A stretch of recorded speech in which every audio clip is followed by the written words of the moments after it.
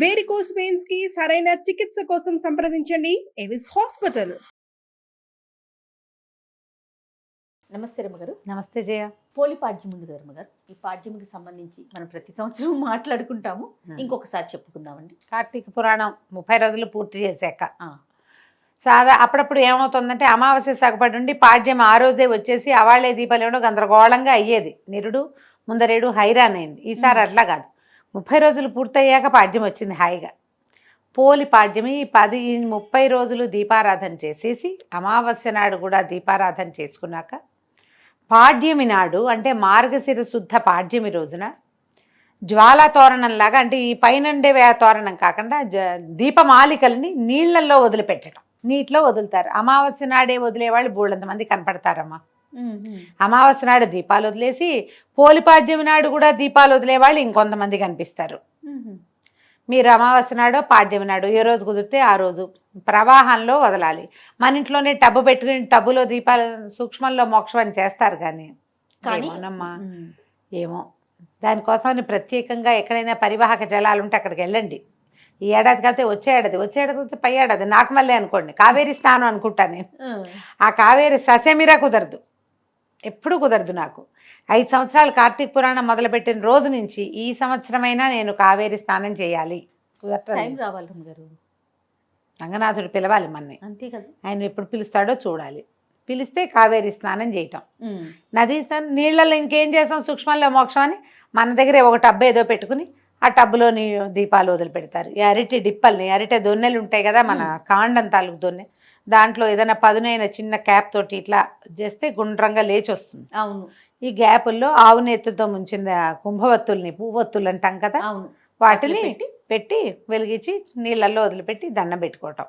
ఆ దీపానికి ఒక బొట్టు కాటుగా పెట్టడం, కాటుక కదలే పసుపు బొట్టు పెట్టడం, 2 అక్షింతలు 2 పువ్వులు పెట్టి నీటిలో వదిలిపెట్టడం. ఈ పోలి పాడ్యమికి ప్రత్యేకంగా పోలి స్వర్గారోహణ కథ చెప్తారు. ఈ పోలి స్వర్గారోహణ కథ ఎందుకు చెప్పబడుతుందో విన్నాం. ముందు మనం మాయలో చిక్కుకుని ఉంటాం జయ. దేవుడని, పూజని, పునస్కారం అని, ఇది మంచి రోజులని, ఇది నదీ స్నానం అని యావగా ఉంటుంది ఎవరికైనా, అందరికీ ఉంటుంది.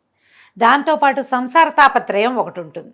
ఇల్లని, వాకిలని, పొయ్యి మీద పాలని, పిల్లల స్కూల్ అని, మొగుడు క్యాంప్ అని, మధ్యలో మగవాళ్ళ తాలూకు వాంటింగ్స్ అని ఇవి ఉంటాయి. మగవాళ్ళకి ఉంటాయి, ఆడవాళ్ళకి ఉంటాయి. వీటితో పాటు వాళ్ళు కొత్త చీర కట్టుకున్నారు, వీళ్ళు ముత్యాలు నగేసుకున్నారు, వాళ్ళు పువ్వులు బోళ్ళని చేశారు, వాళ్ళు బ్రహ్మాండంగా చేసుకున్నారు, వాళ్ళు 100 దీపాలు వెలిగించారు, నేను 10 వెలిగించా. ఈ చింతలు కూడా ఉంటాయి. మాయలో చిక్కుకుపోయి ఉంటాం. ఓకే. ఒక్కరోజైనా ఈ కార్తీకం 30 రోజుల్లో కనీసం ఆఖరి రోజైనా మాయని తొలగించుకుని భగవంతుడి పైన ఆయన మీద తదేక దృష్టితోటి భగవదారాధన మాత్రమే చేయటానికైనా ఈ రోజును వాడుకోండి అని చెప్పడానికే ఈ పాడ్యమిని కలిపారు ఇందులో. మనకి ఈ తాపత్రయాలు లేని వాళ్ళు ఎవరుంటారో ఒకళ్ళ పేరు చెప్పు. అస్సలు మనం కూడా లేము అందులో. ఎంత ప్రవచనాలు చెప్పినా, కార్తీక పురాణం చెప్పినా అన్యమనస్కంగా ఉంటుంది మనసు. అంతే. అలా సంసారమాయ విష్ణుమాయలో చిక్కుకునే ఉంటాం మనం.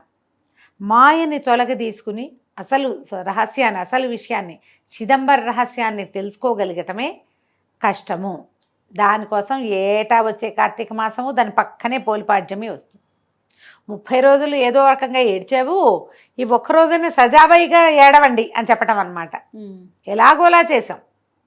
పొద్దున్నే రోజు లేస్తూ పక్కనున్న వాళ్ళు విసుక్కుని, పిల్లలు విసుక్కుని, మనకే అబ్బా చేత కావట్లేదు దేవుడా, కార్తీక మాసం ఇంకా ఎన్నాళ్ళుంది అని డేట్లు లెక్క పెట్టుకుని చేయము. అవునండి. అమ్మో ఇంత చల్లగా ఉన్నాయి, వాచ్మెన్ చచ్చిన వాడు ఇలా చేశాడని ఆయన ఎవరో తిట్టడం, మనం తిట్టుకుంటాం. వేడి నీళ్ళు పోసుకోలేకపోతున్నాం అని బాధగా ఉంటుంది. చన్నీళ్ళు పోసుకోలేకపోతాం. గుడికి వాళ్ళు ఎవరైనా ముందు వెళ్ళిపోతారేమో అనిపిస్తుంది. ఎవరో ముందొచ్చి దీపాలు పెట్టేసారు, దొంగ మహాలు నిద్రపోవో ఏమిటో ఇవి అని వాళ్ళెవరినో తిడతాం. ఇంతే. ఇవేవీ లేకుండా నిర్మల చిత్తంతో భగవంతుణ్ణి ఈ ఆఖరి దీపంతో ఆరాధించండి. కార్తీక దామోదర ప్రీత్యర్థం. పోలి కథ కూడా మాయకి సంబంధించిన కథే చెప్తారు. కృష్ణా జిల్లాలో, కృష్ణా తీరంలో, నదీ తీరం బాదర అనే ఒక గ్రామం ఉండేదట. ఈ బాదర గ్రామంలో పోతడు అనే ఒక చాకలాయన గురించి చెప్తారు. ఆయనకి మాలి అనే ఒక భార్య, 4 కుమారులు ఉన్నారు. పోతడు మంచివాడు, ఊరి వాళ్ళ బట్టలు అందరి మురికి పోగొట్టేవాడు, కానీ తన ఇంట్లో పేరుకుంటున్న మురికిని పోగొట్టలేకపోయాడు. తన భార్య మహాగయ్యాళి ఆ మాలి.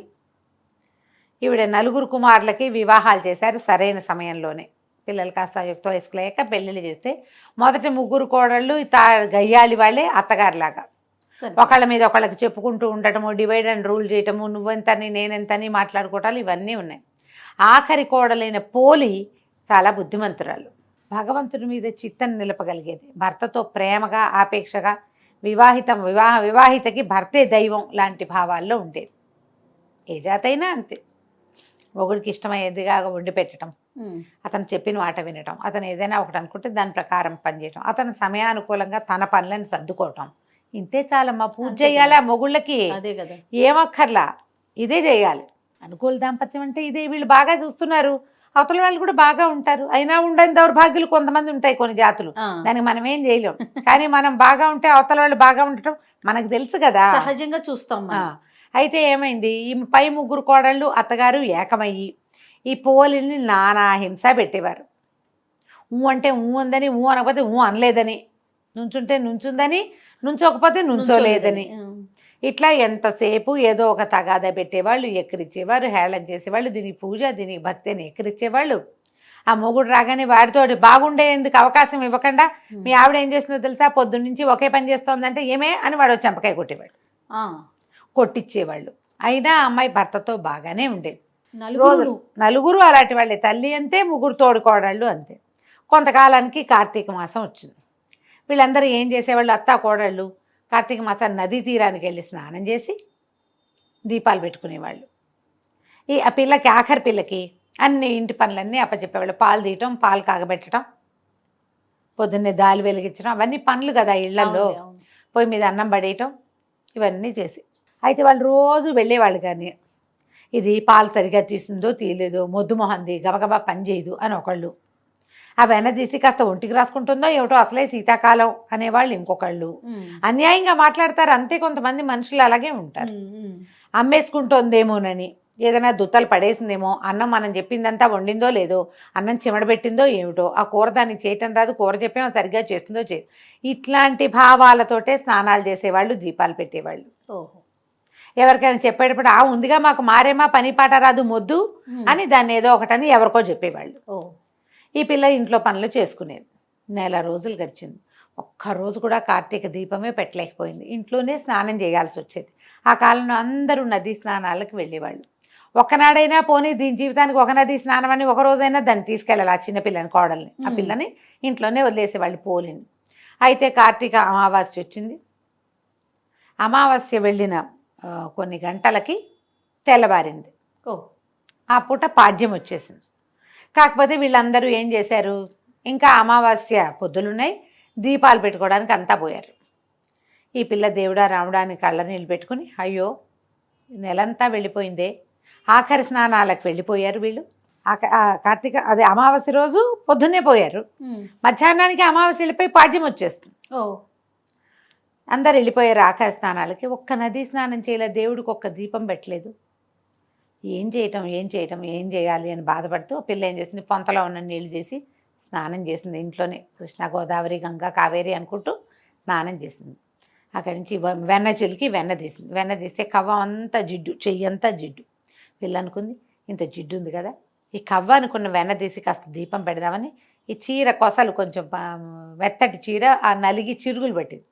కొస నుంచి ఇట్లా దారాలు లాగి అంత దారం తీసి ఇట్లా మెలిపెడితే అంతంత ఒత్తులు చేసింది 2. ఆ వెన్న మీద బాగా మెదిపి జిడ్డు అంటించి నీళ్ళ బాణాలు ఉంటాయి, చాకలి బాణ అంటారు. ఆ బాణలో పొయ్యి మీద పెట్టి చౌడు అవి వేసి బట్టలు ఉడికిస్తారు. కమ్ము బిడవటం అంటారు దాన్ని ఊళ్ళల్లో. బట్టలు కమ్ము బిడవటం అంటే చౌడేసి ఉడకబెడతారు. చౌడు అంటే ఏంటంటే అదొక రకమైన సున్నం, చవిటి సున్నం అంటారు, బ్లీచింగ్ పౌడర్ అలాంటిది చౌడు అంటారు. చాకళ్ళకి బాగా తెలుస్తుంది ఆ పేరు. మా ఊళ్ళో కూడా చేసేవాళ్ళు. కమ్ము పిడిచి తేవడం, పంచెలు అవి కమ్ము పిడిచేవాళ్ళు. పంచెల్ని బాగా వేసి ఉడికిస్తే గాళ్ళల్లో ఉన్న మురికంతపై తెల్లగా వచ్చేవి బట్టలు, కర్రకర్రలాడుతూ ఉంటాయన్నమాట, చక్కగా పెళ్ళపెళ్ళాడుతూ బట్టలు. ఆ బాన్లో ఆ దీపం వదిలిపెట్టి దండం పెట్టుకుంటుంటే విష్ణుమూర్తి ఆయనట కార్తీక దామోదరుడు కదా, వైకుంఠంలో నిలబడి చూస్తుంటే ఒక బాణలో కదులుతున్న దీపం ఆయన్ని ఆకర్షించింది. అది చూస్తే ఆ పిల్ల భక్తిగా బాణ దగ్గర కూర్చుని మోకాడి తండా వేసి, కార్తీక దామోదర రక్షించు తండ్రి, స్నానం చేయలేకపోయాను, ఈ పూజని నీకు సమర్పిస్తున్నాను అని దండం పెట్టుకుంటాను. ఆయనకి ఎంత నచ్చిందంటే, ఇది కదా భక్తి అని సుశీలుడు పుణ్యశీలుడు అని ఈయన దగ్గర ఈ వీళ్ళు ఉన్నారు పార్షదులు, సుశీలుని పిలిచి భూలోకంలోకి వెళ్ళి ఆ దీపం విడిచిన పోలిని తీసుకురా అని చెప్పాడు. అక్కడి నుంచి దివ్య విమానం వచ్చేసింది. రావటం, ఈ అమ్మాయి పోలిని రెక్కబట్టి లేవదీసి విమానంలో కూర్చోబెట్టుకున్నారు. విమానం వెళ్తుంది. ఈ కార్తీక మాసం అంతా స్నానాలు చేశారు, నదీ తీరాన్ని ఉన్నారు. నదీ తీరాలకు వెళ్ళే వాళ్ళందరూ భక్తులు కాదమ్మా. అంతే కదా రమ్మగారు. కార్తీక స్నానం సరదాగా చేసే వాళ్ళు ఉంటారు. ఫ్రెండ్స్ అందరూ వెళ్తున్నారని వెళ్ళేవాళ్ళు, అక్కడ ఏం వింతలు దొరుకుతాయో చూద్దాం అనుకునేవాళ్ళు. చాలామంది ఆడవాళ్ళు వస్తారు, కలర్ఫుల్గా ఉంటుందని చూసే మొహాలు కూడా వెళ్తాయి కొన్ని. అవును. ఆ ఉన్న జనమంతా చూస్తున్నారు పైకి. విమానం వెళ్తుంది, దివ్య విమానం. ఆ లోపల కూర్చున్న పాచీర కట్టుకుని ఉన్న పోలిని అప్సరోగణం సేవిస్తున్నారు, వింజామరలు విసురుతున్నారు.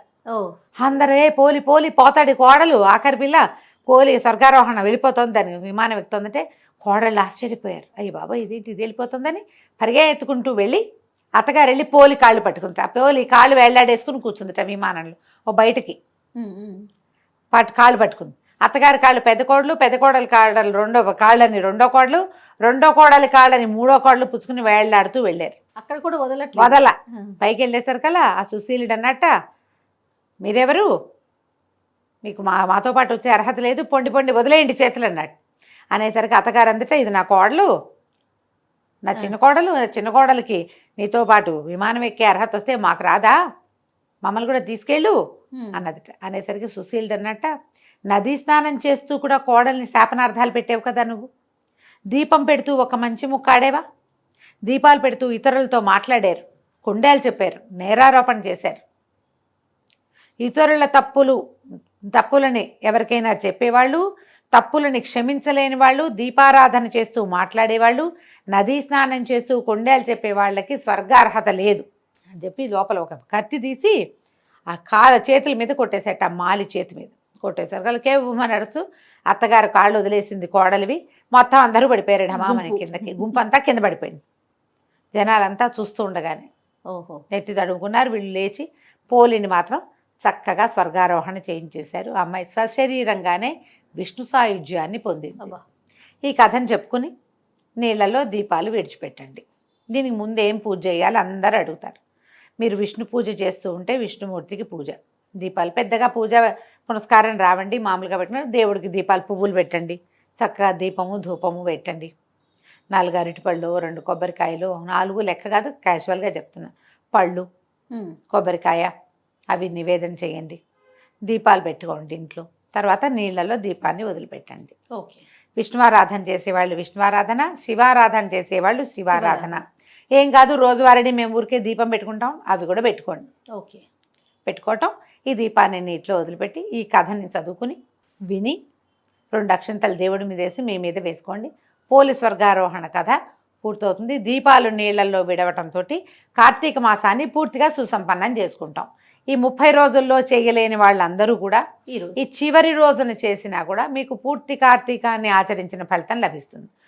ఏకైక రూలు, ఇతరులని నిందించవద్దు. దీపారాధన చేసేటప్పుడు కానీ, దైవారాధన చేసేటప్పుడు కానీ, స్నానం చేసేటప్పుడు కానీ మాట్లాడవద్దు. నమస్కారం చేసుకోండి, అయిపోతుంది. ఏదైనా ఇబ్బంది కనుక అలా అనిపిస్తే రమ్మగారు, పీరియడ్స్ వస్తే వచ్చే సంవత్సరం చేసుకుందరు కానమ్మా, ఏం కొంప మునక లేదు. పీరియడ్లో ఉన్నా చెయ్యండి, ఇలాంటివి నేను చెప్పను. నమస్తే రమ్మగారు. నమస్తే జయ.